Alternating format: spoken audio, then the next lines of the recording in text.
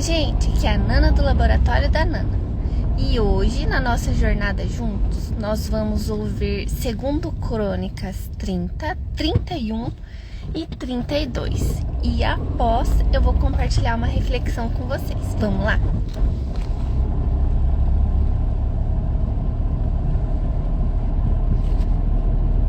Segundo Crônicas, capítulo 30, a celebração da Páscoa.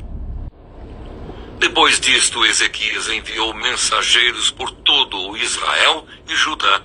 Escreveu também cartas para as tribos de Efraim e de Manassés, para que viessem à casa do Senhor em Jerusalém para celebrarem a Páscoa ao Senhor Deus de Israel. Porque o rei, os seus príncipes e toda a congregação em Jerusalém tinham concordado em celebrar a Páscoa no 2º mês. Não puderam celebrá-la no devido tempo, porque não se tinham santificado sacerdotes em número suficiente, e o povo ainda não se havia reunido em Jerusalém. E isto foi aprovado pelo rei e por toda a congregação. Resolveram que se fizesse uma proclamação por todo o Israel, desde Berseba até Dan, para que viessem celebrar a Páscoa ao Senhor Deus de Israel em Jerusalém, porque não a celebravam mais com grande número de participantes, conforme estava prescrito. Mensageiros levaram as cartas do rei e dos príncipes por todo Israel e Judá, segundo a ordem do rei, dizendo: Filhos de Israel, voltem para o Senhor, o Deus de Abraão, de Isaque e de Israel, para que ele se volte para o restante que escapou do poder dos reis da Assíria. Não sejam como os seus pais e como os seus irmãos, que foram infiéis ao Senhor, Deus de seus pais. Foi por isso que ele os entregou à desolação, como vocês estão vendo. Não sejam teimosos como os seus pais. Entreguem-se ao Senhor e venham ao seu santuário, que ele santificou para sempre. Sirvam ao Senhor, o Deus de vocês, para que o furor da sua ira se afaste de vocês. Porque se vocês se voltarem ao Senhor, os irmãos e os filhos de vocês acharão misericórdia diante dos que os levaram cativos, e eles voltarão a esta terra. Porque o Senhor, o Deus de vocês, é bondoso e compassivo, e não desviará de vocês o seu rosto, se vocês se voltarem para ele. Os mensageiros foram passando de cidade em cidade, pela terra de Efraim e Manassés até Zebulon. Mas as pessoas riram e zombaram deles. Porém, alguns de Asser, de Manassés e de Zebulon se humilharam e foram a Jerusalém. Também em Judá se fez sentir a mão de Deus, dando-lhes um só coração para cumprirem a ordem do rei e dos príncipes, segundo a palavra do Senhor. Uma grande multidão se reuniu em Jerusalém para celebrar a festa dos pães sem fermento, no 2º mês. Era uma congregação enorme. Levantaram-se e tiraram os altares que havia em Jerusalém. Também tiraram todos os altares do incenso e os jogaram no vale do Cedron. Então mataram os cordeiros da Páscoa no 14º dia do 2º mês. Os sacerdotes e os levitas se envergonharam, se santificaram e trouxeram holocaustos à casa do Senhor. Tomaram os seus devidos lugares, segundo a lei de Moisés, o homem de Deus. Os sacerdotes aspergiam o sangue que recebiam das mãos dos levitas, porque havia muitos na congregação que não se tinham santificado. E por isso os levitas estavam encarregados de matar os cordeiros da Páscoa por todos aqueles que não estavam puros, para santificá-los ao Senhor. Porque uma multidão do povo, muitos de Efraim, de Manassés, de Issacar e de Zebulon, não se tinham purificado, e mesmo assim comeram a Páscoa, não levando em conta o que está escrito na lei. Porém, Ezequias orou por eles, dizendo: Que o Senhor, que é bom, perdoe todo aquele que dispôs o coração para buscar o Senhor Deus, o Deus de seus pais, ainda que não segundo a purificação exigida pelo santuário. O Senhor ouviu a oração de Ezequias e sarou o povo. Os filhos de Israel que estavam em Jerusalém celebraram a festa dos pães sem fermento durante 7 dias, com muita alegria. Diariamente os levitas e os sacerdotes louvaram o Senhor com instrumentos que tocaram bem alto em honra ao Senhor. Ezequias falou ao coração de todos os levitas que revelavam com entendimento no serviço do Senhor. Durante 7 dias eles comeram as ofertas da festa, trouxeram ofertas pacíficas e deram graças ao Senhor, Deus de seus pais. Toda a congregação concordou em celebrar outros 7 dias, e de fato o fizeram com muita alegria, porque Ezequias, rei de Judá, deu à congregação 1000 novilhos e 7.000 ovelhas, e os príncipes deram à congregação 1000 novilhos e 10.000 ovelhas, e os sacerdotes se santificaram em grande número. Alegraram-se toda a congregação de Judá, os sacerdotes, os levitas e toda a congregação dos que vieram de Israel, bem como os estrangeiros que vieram da terra de Israel e os que moravam em Judá. Houve grande alegria em Jerusalém, porque desde os dias de Salomão, filho de Davi, rei de Israel, não havia acontecido coisa semelhante em Jerusalém. Então os sacerdotes e os levitas se levantaram para abençoar o povo. A voz deles foi ouvida e a oração que eles fizeram chegou até a santa habitação de Deus, até os céus. Segundo Crônicas, capítulo 31. A reforma feita por Ezequias. Acabando tudo isto, todos os israelitas que estavam ali saíram às cidades de Judá.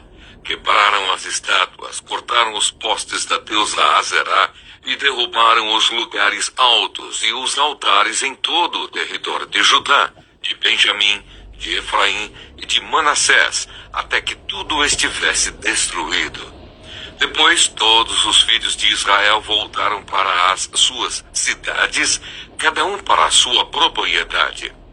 Ezequias estabeleceu os turnos dos sacerdotes e dos levitas, turno após turno, segundo o seu serviço, para os holocaustos e as ofertas pacíficas, para ministrarem e cantarem junto às portas dos arraiais do Senhor. A contribuição que o rei fazia dos seus bens era destinada para os holocaustos da manhã e os da tarde, e para os holocaustos dos sábados, das festas da lua nova e das festas fixas, como está escrito na lei do Senhor. Além disso, ordenou ao povo que morava em Jerusalém que contribuísse com sua parte devida aos sacerdotes e aos levitas, para que estes pudessem dedicar-se à lei do Senhor.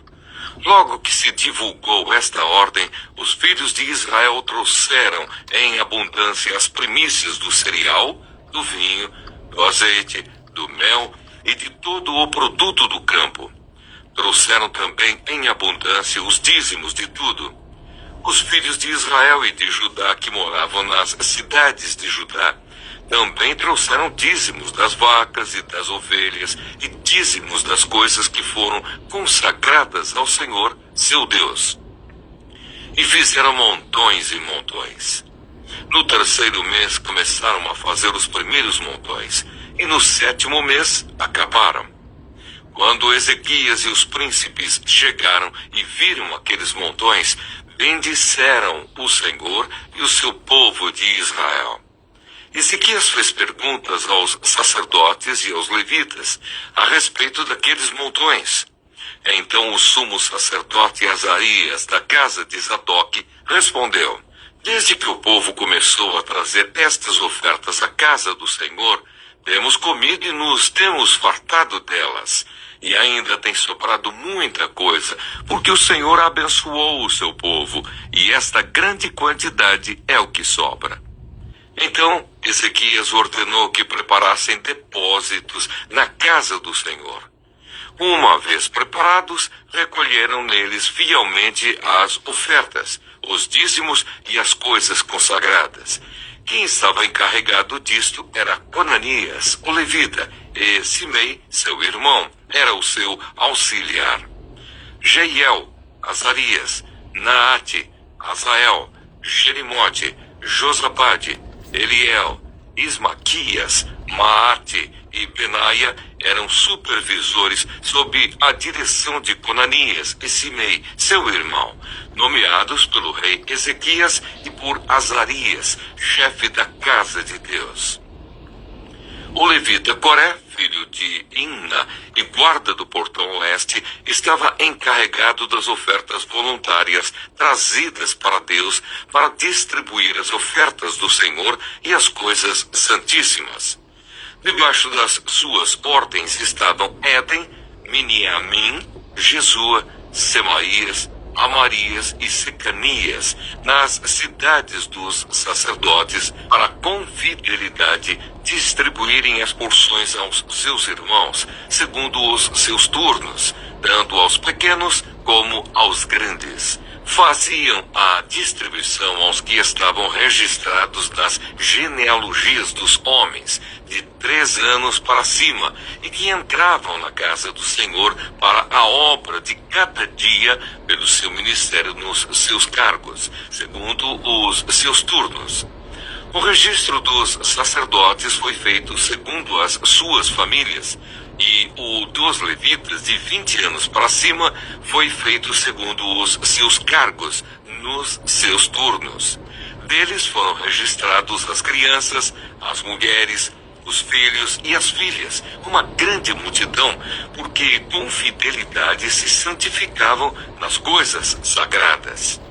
Dentre os sacerdotes, filhos de Arão, que moravam nos campos ao redor das suas cidades, havia em cada cidade homens que foram designados nominalmente para distribuir as porções a todo homem entre os sacerdotes e a todos os levitas que foram registrados.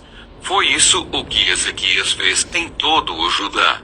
Fez o que era bom, reto e verdadeiro aos olhos do Senhor seu Deus. Em toda a obra que Ezequias realizou no serviço da casa de Deus, na lei e nos mandamentos, para buscar o seu Deus, ele o fez de todo o coração e foi bem sucedido. Segundo Crônicas, capítulo 32. Senaqueribe invade Judá. Depois destas coisas e desta fidelidade, Senaqueribe, rei da Assíria, invadiu Judá e sitiou as cidades fortificadas, com a intenção de conquistá-las.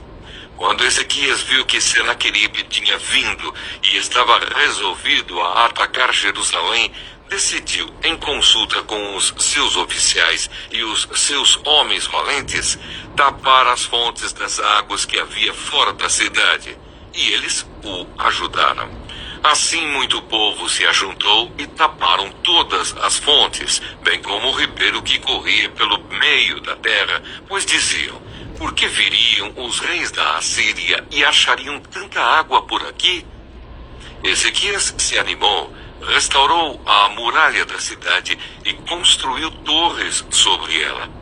Levantou também outra muralha por fora, fortificou Milo na cidade de Davi e fez armas e escudos em abundância. Os oficiais de guerra à frente do povo, reuniu-os na praça junto ao portão da cidade e lhes falou ao coração, dizendo: sejam fortes e corajosos, não tenham medo, nem se assustem por causa do rei da Assíria, nem por causa de toda a multidão que está com ele, porque conosco está alguém que é maior do que o que está com ele. Com ele está o braço de carne, mas conosco está o Senhor, nosso Deus, para nos ajudar e para guerrear as nossas guerras. O povo se animou com as palavras de Ezequias, rei de Judá. O rei da Assíria afronta Ezequias e o Senhor. Depois disto, quando Senaqueribe, rei da Assíria, com todo o seu exército, sitiava Laques, Ele enviou os seus servos a Ezequias, rei de Judá, e a todo o povo de Judá que estava em Jerusalém, dizendo: Assim diz Senaqueribe, rei da Assíria: Em que vocês confiam, vocês que estão aí em Jerusalém, que está sitiada?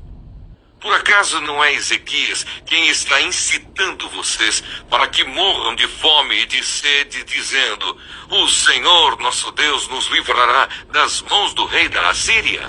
Não é Ezequias o mesmo que removeu os lugares altos e os altares do Senhor, dizendo a Judá e a Jerusalém: Diante de um só altar vocês devem se prostrar e apenas sobre ele devem queimar incenso? Vocês não sabem o que eu e os meus pais fizemos com todos os povos das outras terras? Será que os deuses das nações daquelas terras puderam de alguma forma livrar o seu país das minhas mãos? De todos os deuses daquelas nações que os meus pais destruíram, qual deles foi capaz de livrar o seu povo das minhas mãos? Então, como o Deus de vocês será capaz de livrá-los das minhas mãos? Portanto, não deixem agora que Ezequias os engane, nem que os incite assim. Não acreditem nele, porque nenhum Deus de nação alguma, nem de reino algum, foi capaz de livrar o seu povo das minhas mãos, nem das mãos de meus pais. Muito menos o Deus de vocês será capaz de livrá-los das minhas mãos. Os servos de Senaqueribe falaram ainda mais contra o Senhor Deus e contra Ezequias, seu servo. Senaqueribe escreveu também cartas para blasfemar do Senhor, Deus de Israel, e para falar contra ele, dizendo: Assim como os deuses das nações de outras terras não livraram o seu povo das minhas mãos, assim também o Deus de Ezequias não livrará o seu povo das minhas mãos. Os servos gritaram bem alto em hebraico ao povo de Jerusalém que estava sobre a muralha, para os atemorizar e os perturbar, para tomarem a cidade. Falaram do Deus de Jerusalém como falavam dos deuses dos povos da terra, que são obras das mãos dos homens. A destruição do exército dos assírios. Então o rei Ezequias e o profeta Isaías, filho de Amós, oraram por causa disso e clamaram ao céu. E o Senhor enviou um anjo que destruiu todos os homens valentes, os chefes e os príncipes no arraial do rei da Assíria. E este, com o rosto coberto de vergonha, voltou para a sua terra. Quando ele entrou no templo de seu Deus, os seus próprios filhos ali o mataram à espada.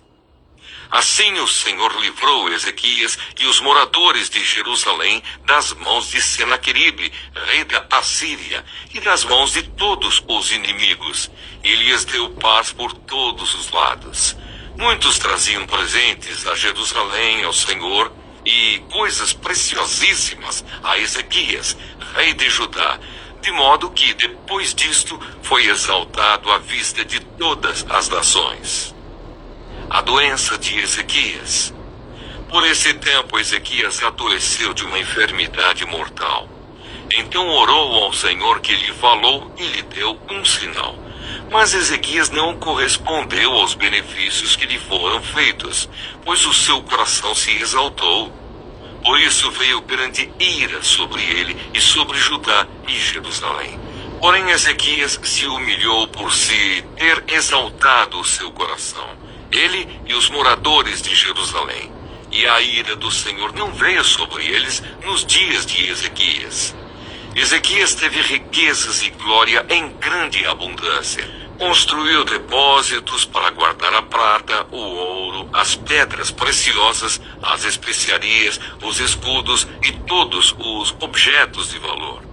Também construiu armazéns para a colheita do cereal, do vinho e do azeite, estrebarias para toda espécie de animais e currais para os rebanhos. Edificou cidades e teve ovelhas e vacas em abundância, porque Deus lhe tinha dado muitos bens. Também o mesmo Ezequias tapou o manancial superior das águas de Giom e as canalizou para o oeste da cidade de Davi. Ezequias prosperou em toda a sua obra, mas quando os embaixadores dos príncipes da Babilônia lhe foram enviados para se informarem a respeito do prodígio que tinha acontecido na terra, Deus o desamparou para prová-lo e para saber tudo o que havia no coração dele. A morte de Ezequias.